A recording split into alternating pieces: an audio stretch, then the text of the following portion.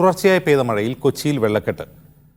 ആലുവയിലും കളമശ്ശേരിയിലും നിരവധി വീടുകളിൽ വെള്ളം കയറി. മണ്ണിടിച്ചിൽ സാധ്യത കണക്കിലെടുത്ത് കീലേരി മലയിലെ 9 കുടുംബങ്ങളെ ദുരിതാശ്വാസ ക്യാമ്പിലേക്ക് മാറ്റി.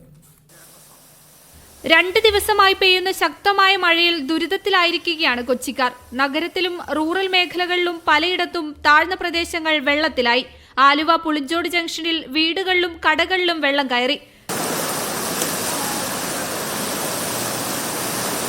ജനങ്ങൾ വോട്ട് ചെയ്ത് വിജയിപ്പിച്ചു കഴിഞ്ഞപ്പോൾ അവർ നമുക്ക് തന്നൊരു ബമ്പർ മൺസൂൺ സമ്മാനമാണ് ഇത്. എന്തായാലും എല്ലാവരും കേട്ടെ, അധികാരികളൊക്കെ കണ്ണു തുറക്കട്ടെ.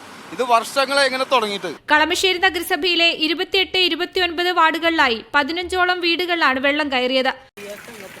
വെള്ളക്കെട്ട് മൂലം ഇവിടെയുള്ള ജനങ്ങൾ വളരെയേറെ ബുദ്ധിമുട്ടുന്നുണ്ട്. ഇപ്പോൾ മന്ത്രിക്കും മുനിസിപ്പാലിറ്റിക്കും ഇത് കംപ്ലൈന്റ് കൊടുത്തിട്ട് ഇതുവരെ നടപടിയൊന്നും ആയിട്ടില്ല. മഴ ശക്തമായി തുടരുന്നതിനാൽ മണ്ണിടിച്ചിൽ സാധ്യത കണക്കിലെടുത്ത് കീലേരി മലയിലെ 9 കുടുംബങ്ങളെ ദുരിതാശ്വാസ ക്യാമ്പിലേക്ക് മാറ്റി. അടച്ചുറപ്പായിട്ടൊരു സൗകര്യമില്ല.